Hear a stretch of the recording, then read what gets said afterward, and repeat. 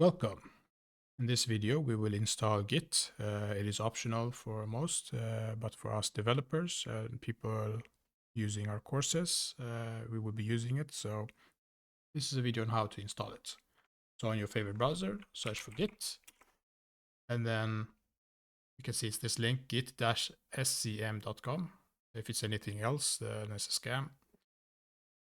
And we see here the latest version. I'll go for install for Windows.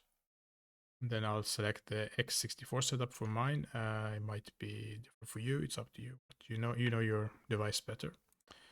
I click this, and once it's done, we'll open it from here.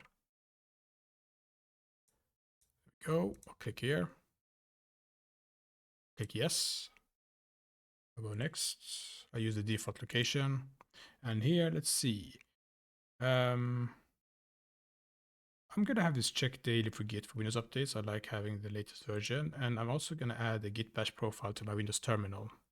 When you'll see, if I open the terminal here, when I go on this, you can see we have different terminals that we use, and I'm gonna add that one too.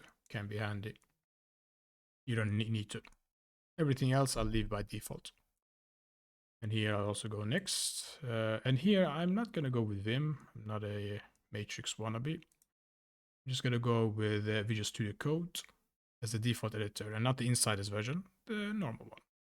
If you want, your things around, you want to go anything, you can do that. I'm gonna go next, and here the old convention when we created repositories, it was the master name. I'm gonna go with overwrite the default branch name and leave it as the default main. It's up to you which one you prefer. Doesn't really matter that much. And then here I'll also have the default. And here I'll also have the default. And here the default. And here I'll have the default as well. And here default. And here, but if you are more adept at Git, then this will matter. But for starters, if you're watching this video, you're new, then you can go by default here as well. And here by default as well. And here by default. That's all. Yeah, a lot of options, which can be hard to choose when you're new. When in doubt, default.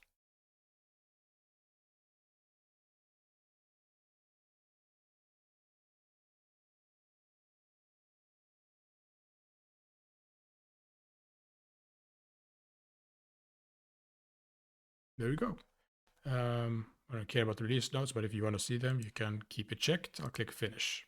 Now to verify that the installation was successful, again, I open the terminal and I'm going to type git-v. And they might have support the command, so I'll type git-version. And we see I have the latest version, which was 2.53.0. Great, works. Until next time.